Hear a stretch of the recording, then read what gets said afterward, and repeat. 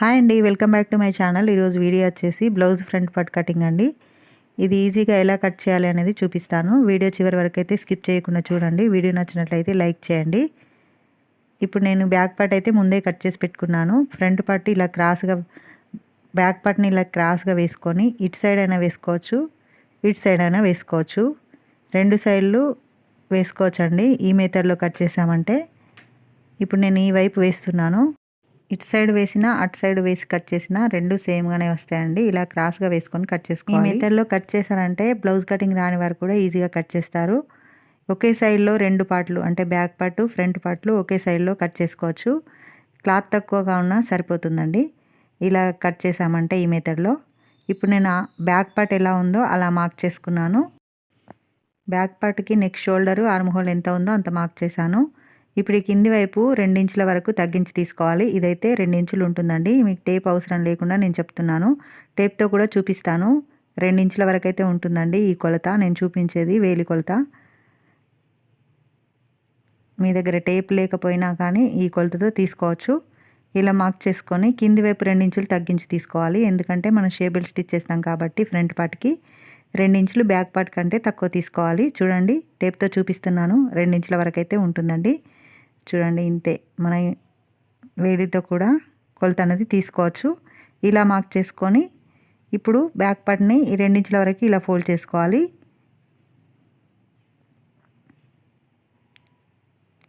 ఇలా ఫోల్డ్ చేసుకున్న తర్వాత ఈ చివరికి ఒక 3/4 ఇంచు ఎక్కువ తీసుకోవాలి. ఇలా క్రాస్గా కలిపేసేయాలి. ఇప్పుడు ఇది ఎలా ఉందో అలా స్ట్రైట్గా ఒక లైన్ అయితే మార్క్ చేసుకోవాలి. ఇలా మార్క్ చేసుకున్న తర్వాత ఇక్కడ మనం ఖర్చుకి బ్యాక్ పార్ట్కి ఎలాగైతే మార్క్ చేసుకున్నామో పైన కూడా ఆర్మ్ హోల్ దగ్గర అలాగనే మార్క్ చేసుకోవాలి. ఇప్పుడు ఈ మూల దగ్గరికి వచ్చేసి మనం ఆర్మ్ హోల్ తీసుకున్నాం కదా,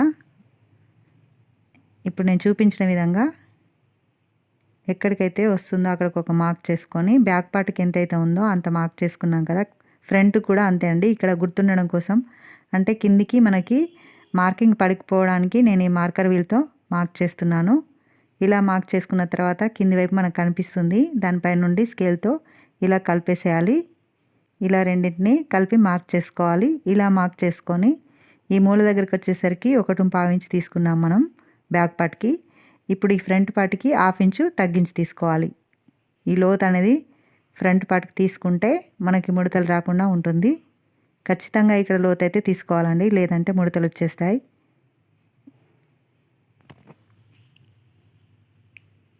ఇప్పుడు ఫ్రంట్ నెక్ మార్క్ చేస్తున్నాను. ఇక్కడ మనం స్టిచ్చింగ్కు ఖర్చు కావాలి కాబట్టి ఇంకొక లైన్ మార్క్ చేశాను. దానిపై నుండి ఈ నెక్ ఫ్రంట్ నెక్ ఎంత ఉందో మార్క్ చేస్తున్నాను.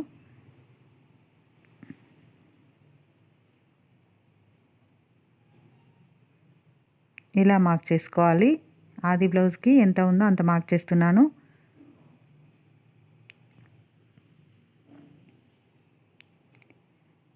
ఇప్పుడు కిందికి ఇలా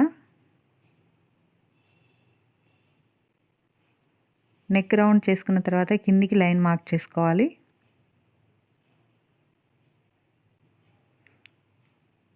రౌండ్ అనేది రాకపోతే ఇలా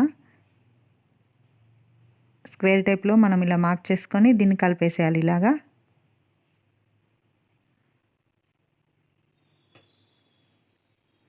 ఇప్పుడు రౌండ్గా వచ్చింది. ఇప్పుడు కింది వైపుకు మనకి కిందికి 2 ఇంచులు తగ్గించుకున్నాం కదా, దానికి కలిపేసేయాలి. ఇటు సైడ్ ఉక్స్ పట్టి వైపు 1/2 ఇంచు ఖర్చుకు నెక్కు మార్కింగ్ చేసుకున్నాను.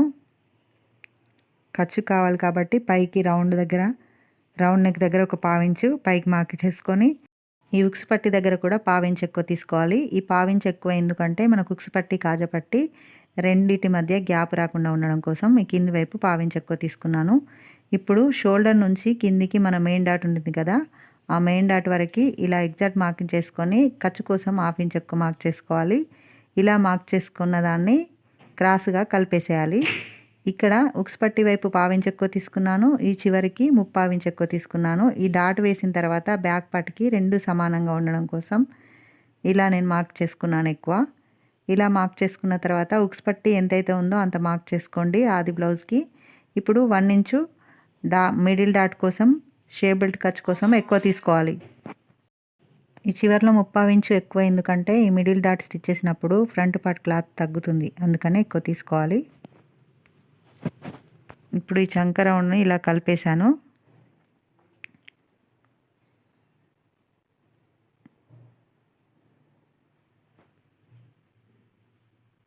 ఇప్పుడు ఈ ఫ్రంట్ పార్ట్కి డాట్స్ మార్క్ చేస్తున్నాను.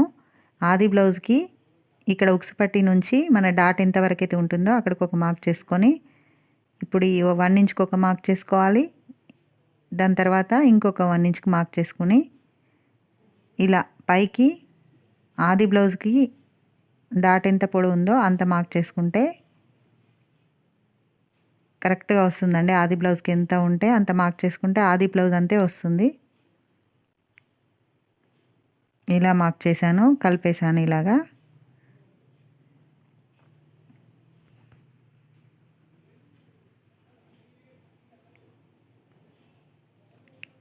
ఆది బ్లౌజ్ ఫిట్టింగ్ కరెక్ట్గా ఉందని చెప్పారండి. అంతా ఆది బ్లౌజ్ అంతే కుట్టమని చెప్పారు కాబట్టి నేను అంతే కట్ చేస్తున్నాను.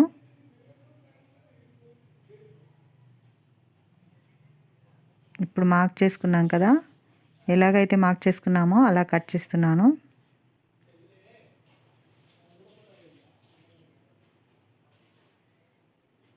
ఇలా కట్ చేసుకున్న తర్వాత మిడిల్ డాట్ మార్క్ చేసుకోవాలి. ఉక్స్ పట్టి వైపు వచ్చే డాట్ మార్క్ చేస్తున్నాను. ఇప్పుడు ఇది రెండవ డాట్ అండి. ఈ డాట్ పొడవు కూడా మనకు ఆది బ్లౌజ్కి ఎంత ఉంటే అంత మార్క్ చేసుకుంటే సరిపోతుంది.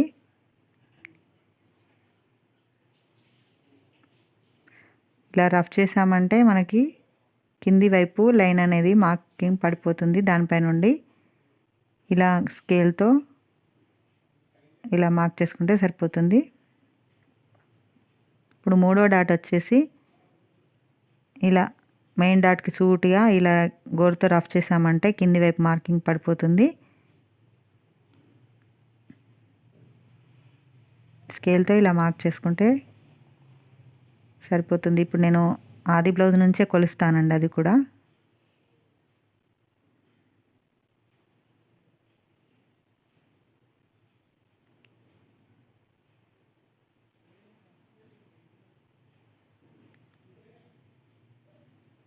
ఈ థర్డ్ డాట్ కూడా ఫోర్త్ డాట్ కూడా అంతే అండి.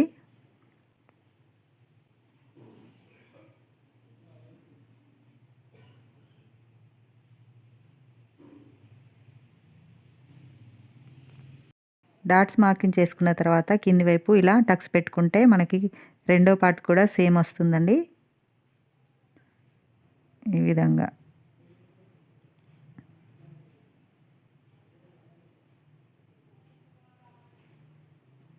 రెండు ఒకేలా వస్తాయి. ఇలా డాట్స్ దగ్గర టక్స్ పెట్టుకుంటే స్టిచ్ చేసేటప్పుడు ఈజీగా ఉంటుంది. ఫ్రంట్ పార్ట్ అయితే అయిపోయిందండి. హ్యాండ్స్ కటింగ్ చూపిస్తున్నాను. ఇలా 4 మడతలుగా వేసుకోవాలి.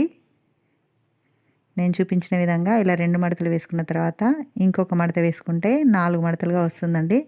ఇప్పుడు మన కింది వైపు సమానంగా లేకపోతే ఇలా సమానంగా స్కేల్తో మార్క్ చేసుకొని కట్ చేసుకున్న తర్వాత దీనిపై నుండి కొలతలు తీసుకోవాలి.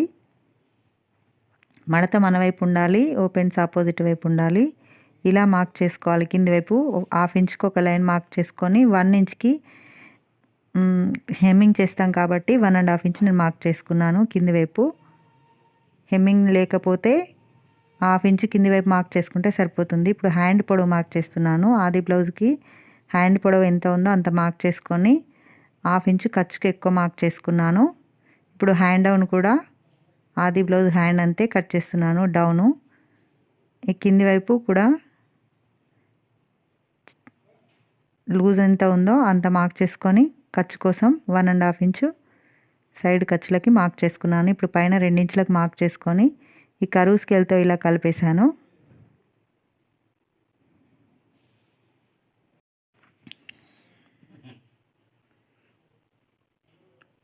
ఇప్పుడు ఈ చివరన హ్యాండ్కు ఖర్చు ఎంత ఉందో అంతా మార్క్ చేస్తున్నాను ఆది బ్లౌజ్కి. ఇలా మార్క్ చేసుకుంటే ఇక్కడ పైన కొంచెం మన క్లాత్ అనేది తక్కువ పడిందండి, అది జాయింట్ చేసుకుంటే సరిపోతుంది.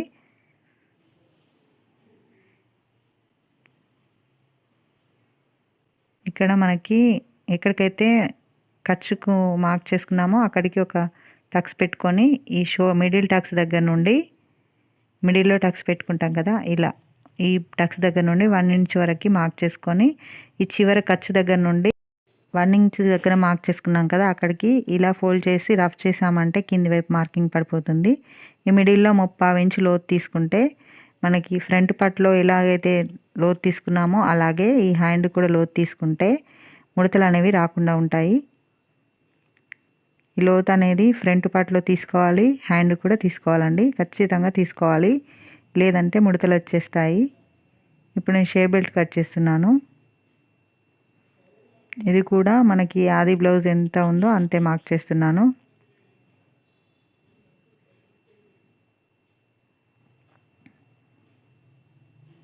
కింది వైపు పై వైపు ఖర్చులకి హాఫ్ ఇంచ్ ఎక్కువ తీసుకున్నాను.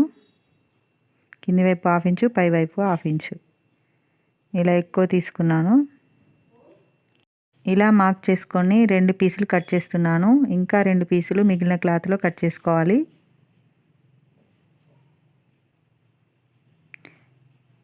మిగిలిన క్లాత్లో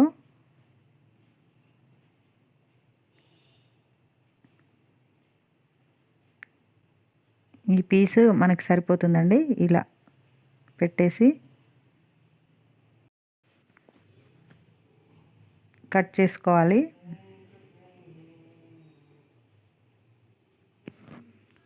ఇలా 4 పీసులు కట్ చేసుకున్న తర్వాత మిగిలిన క్లాత్లో ఉక్స్ పట్టి, కాజా పట్టి, మెడ పీసులు, నడుం పట్టి అన్నీ కట్ చేసుకోవాలండి. ఇలా 4 పీసులు కట్ చేసుకున్న తర్వాత ఇంకా స్టిఫ్గా ఉండాలంటే ఇంకొక 2 పీసులు ఈ క్లాతే కాకుండా వేరే ఏ క్లాత్ అయినా మిడిల్లో పెట్టేసి స్టిచ్ చేసుకోవచ్చండి. ఇంకా 2 పీసులు కట్ చేసుకుంటే స్టిఫ్గా ఉంటుందండి. వీడియో నచ్చినట్లయితే లైక్ చేయండి, వీడియో యూజ్ అవుతుందని వరకు షేర్ చేయండి, సబ్స్క్రైబ్ కూడా చేసుకోండి. Thanks for watching.